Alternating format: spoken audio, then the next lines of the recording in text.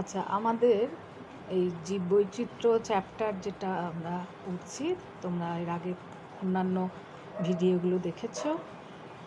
সেই জীববৈচিত্র্য চ্যাপ্টারে এখন আমরা যেখানে এসেছি, যে জায়গাটায় এসেছি, যে টপিকটায়, সেটা হচ্ছে সংরক্ষণের কৌশল।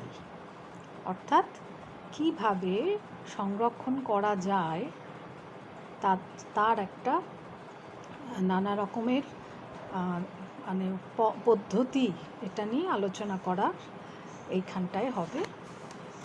আর তার আগে একটা জিনিস প্রথমেই যেটা বলি, যে আমরা তো এর আগে তোমাদেরকে আমরা বলেছি যে অনেক মানে জীববৈচিত্র্যের একটা বিরাট বড় সম্ভার আমাদের ভারতবর্ষে তো আছেই, আর পৃথিবীর অন্যান্য নানা জায়গায় রয়েছে। এগুলো কিন্তু আস্তে আস্তে শেষ হয়ে যাচ্ছে বা ধ্বংস হয়ে যাচ্ছে, মানে অবলুপ্ত হয়ে যাচ্ছে, তাই তো। তো সেই জন্যেই কেন এই সংরক্ষণ করার ব্যাপারটা কেন মাথায় এলো না, যে জীববৈচিত্র্য যেটা ছিল সেটা কিন্তু আস্তে আস্তে মানে শেষের পথে চলে যাচ্ছে। সেই জন্য কীভাবে এটাকে সংরক্ষণ করা যায় সেগুলো তো আমরা পড়বই, কিন্তু তার আগে একটু আমাদের কেন এটার প্রয়োজনীয়তাটা মনে হলো, বা কোনো কিছু প্রয়োজন যেটা, সেটা আমরা কি করি, প্রথমেই তো আমরা বুঝি না তার প্রয়োজনটা। যখন তাকে আমরা হারাতে বসি, যখন দেখি তার পরিমাণটা অনেক কমে গেছে, তখনই তো আমরা সেটার প্রয়োজনটা বুঝি, তাই তো। এখানেও ঠিক তাই। যত প্রাণী বা বন্যপ্রাণী, উদ্ভিদ তারা যা রয়েছে, তাদের সংখ্যা নানা রকমভাবে কমে যাচ্ছে। কাউকে তো কোনো প্রাণী বা উদ্ভিদ তো এখন আর নেই, তাদের অস্তিত্বই নেই। তো এই সব নিয়ে মোটামুটি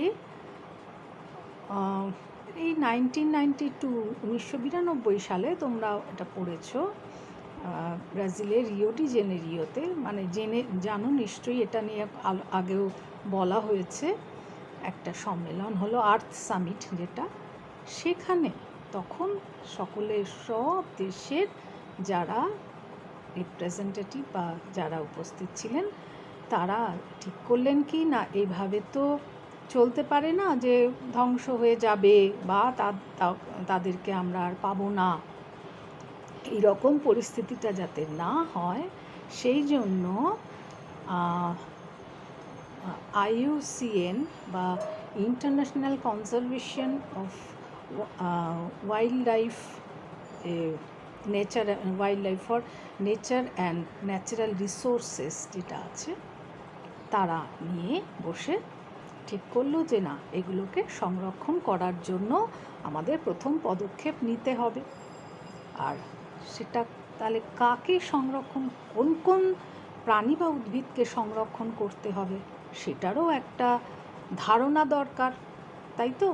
যেটা অলরেডি অনেক রয়েছে, অনেক এক্সিস্ট করছে, তাদেরকে সংরক্ষণ করে, আর বাকি যেগুলো রয়েছে, যে প্রাণী বা উদ্ভিদ যাদের সংখ্যা আস্তে আস্তে কমছে, তাদের সংরক্ষণটা বেশি জরুরি, বেশি দরকার। সেই জন্য কী করা হলো না, তোমার IUCN তারা একটা বই বা একটা মানে লিস্ট টাইপের তারা করলেন, যেখানে তারা 8টা ভাগ করলেন, যাতে যে এইখানে যে 8টা ভাগ, এবং এই যেটা করলেন যে বইটা, সেটা হচ্ছে রেড ডেটা বুক। অর্থাৎ এই বইয়েতেই সমস্ত ইনফরমেশান পাওয়া যাবে। প্রত্যেক বছরেই কিন্তু এগুলো, এই ইনফরমেশান প্রত্যেক বছরের থাকবে।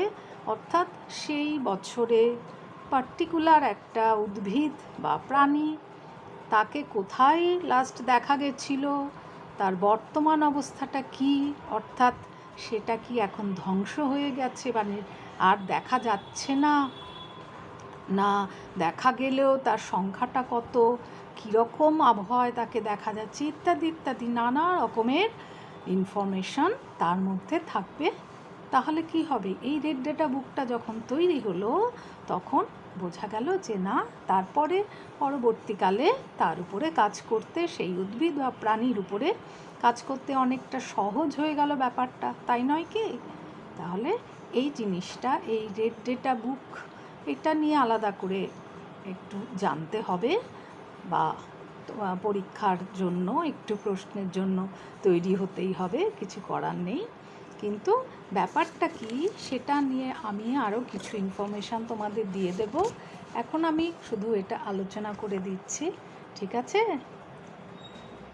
এই রেড ডেটা বুকে 8টা ভাগ করা হলো। সেই ভাগগুলো হচ্ছে মানে প্রাণী বা উদ্ভিদের পরিস্থিতিটা কি কি অবস্থায় তারা রয়েছে, সেটা সেই ইনফরমেশানটা দেওয়া থাকবে। কীরকম, কোন কোন ক্যাটেগরি বা কোন কোন হেডিংয়ের উপরে, না, একটা হচ্ছে এক্সটিংক্ট। প্রথম যেটা এক্সটিংক্ট মানে হচ্ছে অবলুপ্ত, যাদেরকে আর বন্য পরিবেশে দেখতে পাওয়া যাচ্ছে না, এই রকম যে প্রাণী আছে, সেই প্রাণী যেমন তোমরা হয়তো নাম শুনেছ, ডোডো পাখি, তারপরে হচ্ছে প্যাসেঞ্জার পিজিয়ন মানে পায়রা, এগুলো। আর তারপরে হচ্ছে এইরকম তোমাদের একটু এগুলো পড়তে হবে, হ্যাঁ, মনে রাখতে হবে, কারণ জানোই তো যে উচ্চ মাধ্যমিকে অনেক শর্ট কোয়েশ্চেন বা এমসিকিউ টাইপ এগুলো থাকে। যাই হোক, পড়লেই, এটা বইটা নাড়াচাড়া করলেই কিন্তু মনে থাকবে, হ্যাঁ, অসুবিধা নেই। আচ্ছা, দ্বিতীয় যে ক্যাটেগরি বা দ্বিতীয় যে ভাগটা, সেটা হচ্ছে এক্সটিংক্ট ইন ওয়াইল্ড লাইফ। তার মানে বন্য পরিবেশে, অর্থাৎ বনে তাদেরকে কিন্তু পাওয়া যাচ্ছে না, হ্যাঁ, ওয়াইল্ড এনভায়রনমেন্টে তাকে পাওয়া যাচ্ছে না। হয়তো তাদেরকে কৃত্রিমভাবে ল্যাবরেটরিতে বা কোনো রকমভাবে তাদের অস্তিত্বটা কোনো মানে কিছুটা রাখা হচ্ছে, সেটাকে বলা হচ্ছে বন্য, মানে অর্থাৎ এরও কিন্তু অবস্থা খারাপ, মানে তাকে পাওয়া যাচ্ছে না বন্য পরিবেশে, তাই তো? তারপরে হচ্ছে এবার যে ভাগটা, সেটা হচ্ছে ক্রিটিক্যালি এন্ডেঞ্জার্ড, মানে চরমভাবে বিপন্ন, অর্থাৎ তাদের অবস্থা খুবই খারাপ, মানে যে কোনো মুহূর্তে কিন্তু মারাত্মকভাবে এদের সংখ্যা এত কমে গেছে যে যে কোনো মুহূর্তে কিন্তু এরাও কিন্তু অবলুপ্ত বা এক্সটিংক্ট হয়ে যেতে পারে। তারপরে যে অংশটা মানে ক্যাটেগরিটা, সেটা হলো এন্ডেঞ্জার্ড বা বিপন্ন, অর্থাৎ যাদের কিন্তু ভবিষ্যতে তাদের মোটামুটি বছর 20 মধ্যে তাদের কিন্তু তারা এক্সটিংক্ট হয়ে যেতে পারে, অবলুপ্ত হয়ে যেতে পারে, এই রকম একটা অবস্থায় রয়েছে। তারপরে হচ্ছে বিপদগ্রস্ত বা ইংরাজিতে যাকে বলা হচ্ছে ভালনারেবল।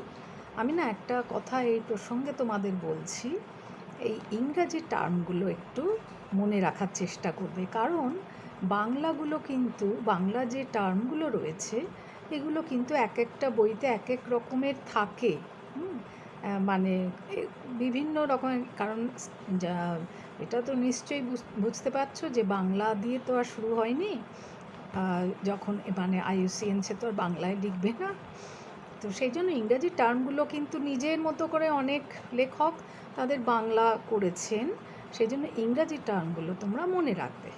তো যাই হোক, ভালনারেবল মানে বিপদগ্রস্ত, মানে অদূর ভবিষ্যতে তারাও কিন্তু 100 বছরের মধ্যে তারা কিন্তু বিলুপ্ত হয়ে যেতে পারে, এরকম সম্ভাবনা একটা রয়েছে। তারপরে হলো যারা লোয়ার রিস্ক বা কম বিপদগ্রস্ত, অর্থাৎ তাদের সংখ্যা এখনও যা রয়েছে, তাদেরকে নির্দিষ্ট পরিবেশে যদি তারা থাকে, তাদেরকে বাঁচিয়ে রাখা যায়, তাহলে তাদেরকে সেই প্রাণী বা উদ্ভিদকে টিকিয়ে রাখা যাবে। সেই জন্য তাদেরকে বলা হচ্ছে কম বিপদগ্রস্ত বা লোয়ার রিস্ক। আরেকটা হচ্ছে তথ্য অসম্পূর্ণ, অর্থাৎ ডেটা ডেফিসিয়েন্ট বা ইনসাফিসিয়েন্ট, যেটাই কিছু বলতে পারো, অর্থাৎ তাদের জন্য কিন্তু তারা কি মানে বিলুপ্ত হয়েছে কি হয়নি, বা তাদের কি অবস্থাটা, সেইটা কিন্তু এই ডেটাটাও কিন্তু ঠিকমতো পাওয়া যাচ্ছে না। এরকম একটা মানে এই অবস্থায় যারা আছে তাদেরকে সেই সব উদ্ভিদ বা প্রাণীকে ওই ক্যাটেগরিতে বা ওই বিভাগে ফেলতে হবে। ব্যাপারটা বুঝতে পারছো তো? মানে কোন প্রাণী বা উদ্ভিদ কী অবস্থায় রয়েছে সেটা যে দেখে এই যে ক্যাটেগরিগুলো বা যে ভাগগুলো বলা হয়েছে সেই ভাগের মধ্যে তাদেরকে ফেলা হবে, তাদের নামগুলোকে রাখা হবে। তাহলেই তো জানা যাবে যে কোন উদ্ভিদ বা প্রাণী তার কী অবস্থা বর্তমানে। আচ্ছা, এটা হলো 7 নম্বর।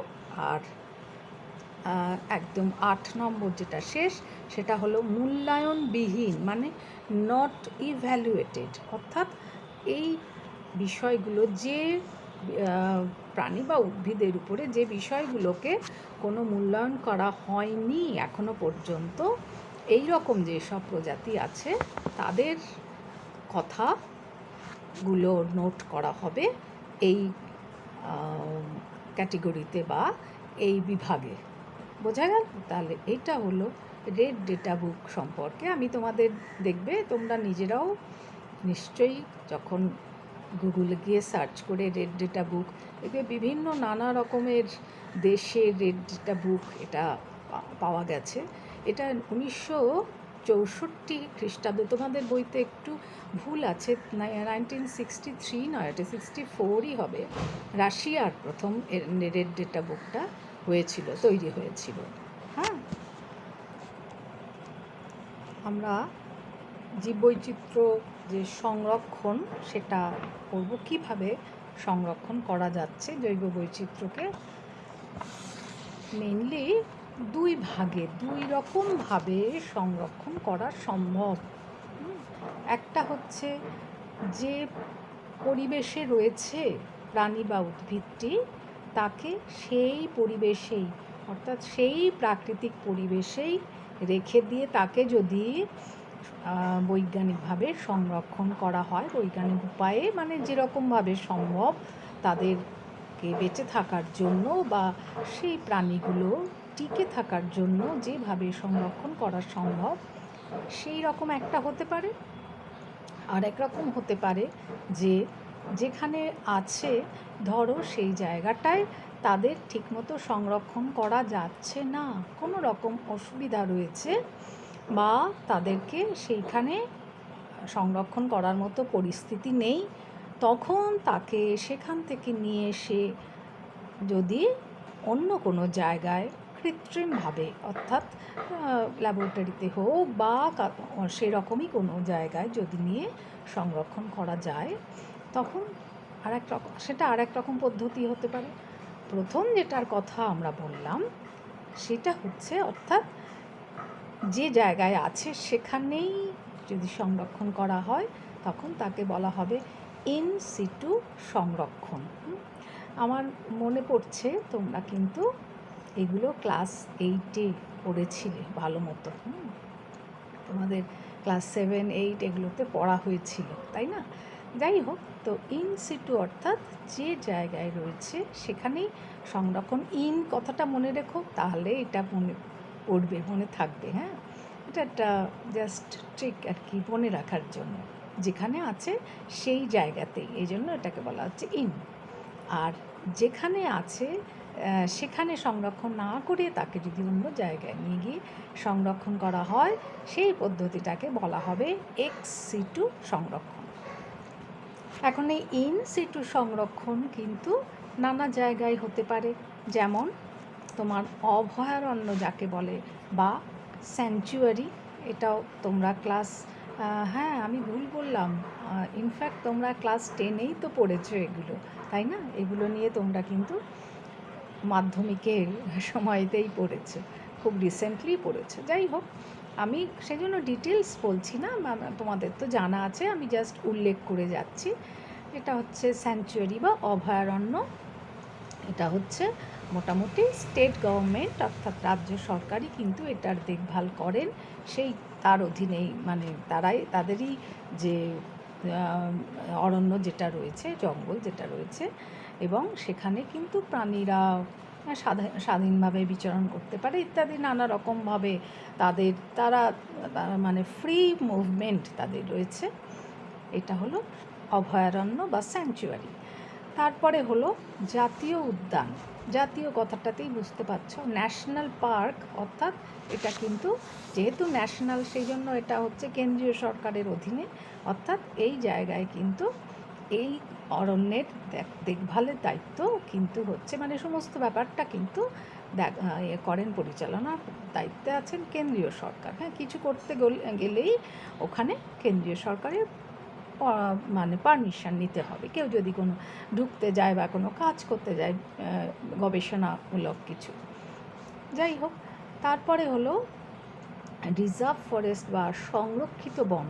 এটাও কিন্তু রাজ্য সরকারের নিয়ন্ত্রণাধীনেই রয়েছে, অর্থাৎ সেখানে যদি গবেষণার জন্য কেউ যায় তাহলে তার পারমিশনটা নিতে হবে কোথা থেকে? স্টেট গভর্নমেন্ট থেকে। তারপরে হতে পারে বায়োস্ফিয়ার রিজার্ভ। এটাও হচ্ছে কোনো রকমের কোনো জায়গার জীববৈচিত্র্য যদি ক্ষতিগ্রস্ত হয় সেই ক্ষেত্রে হচ্ছে উপযুক্ত যে পরিবেশ, যেমন বিভিন্ন জাতীয় উদ্যান, তারপরে অভয়ারণ্য, এগুলোর মধ্যেই কিন্তু এটা ইনক্লুডেড। অর্থাৎ কোনো জায়গা যদি কোনো একটা প্রাকৃতিক পরিবেশে যে বাস্তুতন্ত্র, সেগুলো বিভিন্ন বাস্তুতন্ত্র রয়েছে, তো সেই বাস্তুতন্ত্র যদি কোনো কারণে ধরো এই যে আমফান হলো, বা এখানে সুন্দরবন বায়োস্ফিয়ার রিজার্ভের কথাটাই বেশি এখানটায় বলা, মানে আমাদের স্টেটে, তো সেই যেভাবে ক্ষতিগ্রস্ত হচ্ছে সেই জায়গাগুলো, ইয়াস বা বুলবুল বা আমফান, হ্যাঁ, এগুলোতে তখন কি করা হচ্ছে যে মানে মানুষও কিন্তু তার সাথে, অর্থাৎ নিশ্চয়ই বুঝতে পারছো বাস্তুতন্ত্রের মধ্যে তো মানুষ যুক্তই রয়েছে, এবং সেই জায়গাগুলোকে আবার করে রিগেইন করা, আবার করে সেগুলোকে মানে বসবাসের যোগ্য বা বন্যপ্রাণীরা থাকতে পারবে এরকম পরিস্থিতি তৈরি করা, এটা একটা হলো।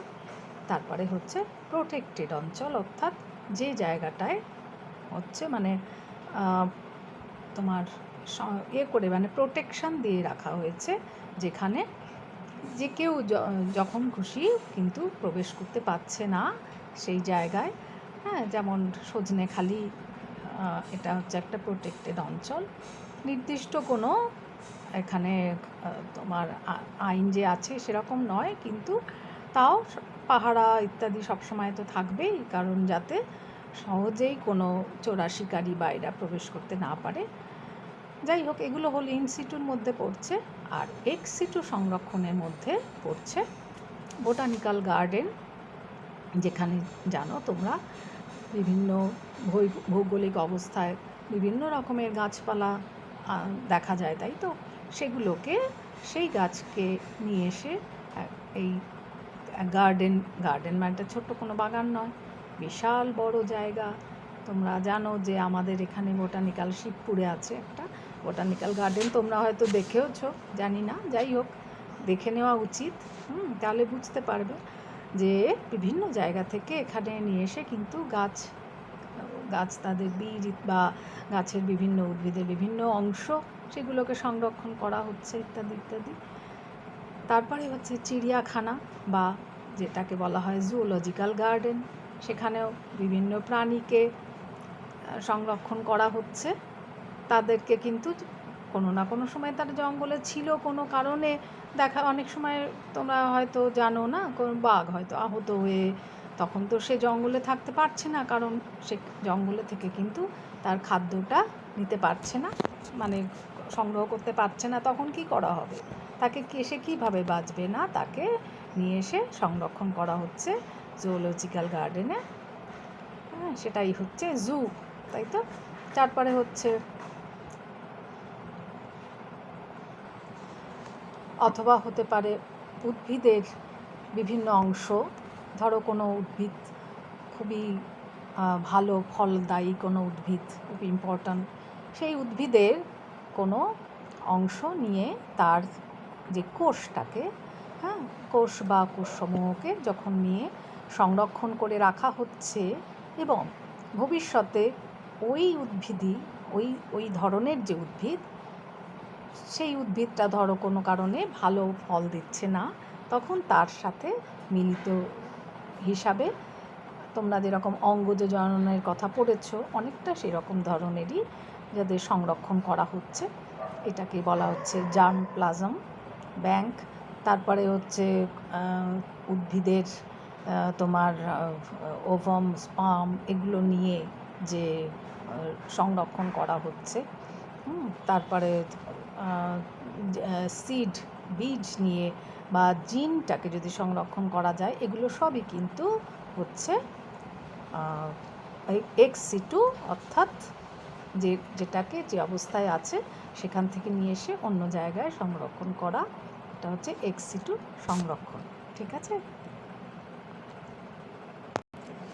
আর উদ্ভিদের এই যে বিভিন্ন অংশ সংরক্ষণ হচ্ছে করা, সেগুলো তরল নাইট্রোজেন -190°C তাপমাত্রায় তাদেরকে সংরক্ষণ করা হচ্ছে। সেটাকে বলা হচ্ছে ক্রায়ো সংরক্ষণ, মানে প্রচণ্ড ঠান্ডা এই জায়গাতে থাকছে, কিন্তু সেটা একদম ভালো থাকছে, নষ্ট হয়ে যাচ্ছে না, কারণ ভবিষ্যতে তো সেই উদ্ভিদের সেই অংশটা নিয়ে সে বীজই বলো বা শুক্রাণু, ডিম্বাণু, যেটাই হোক না কেন, তাদেরকে সেইভাবে সংরক্ষণ করা সম্ভব হচ্ছে। পরাগরেণু, এটাকেই বলা হচ্ছে ক্রায়ো সংরক্ষণ। তাহলে এই রকমভাবে আমরা মোটামুটি জানলাম যে কত রকমভাবে সংরক্ষণ করা যেতে পারে এবং কাদের কাদের আমরা সংরক্ষণ করব, যেটা IUCN রেড ডেটা বুকেতে যাদের কথা, মানে যেগুলো ইনক্লুডেড হচ্ছে রেড ডেটা বুকে, সেই সব উদ্ভিদ প্রাণী, তাদের সম্পর্কে জানা এবং তাদের সম্পর্কে সংরক্ষণ, এটাই হলো আমাদের জৈব বৈচিত্র্যের সংরক্ষণ। এটা এই পর্যন্ত রইল। তোমাদের যে পাঠ্য বই, যেটা অর্থাৎ কাউন্সিলের যে বই, তাতে কিন্তু এটা আলাদা আলাদা করে রয়েছে, দুটো ভাগে রয়েছে। আমি একসাথেই তোমাদেরকে, কারণ এখান থেকে কিন্তু একটাই নয়, নানা রকমের প্রশ্ন হতে পারে, আমি এরপরে এটা আলোচনা করে দেব। ঠিক আছে?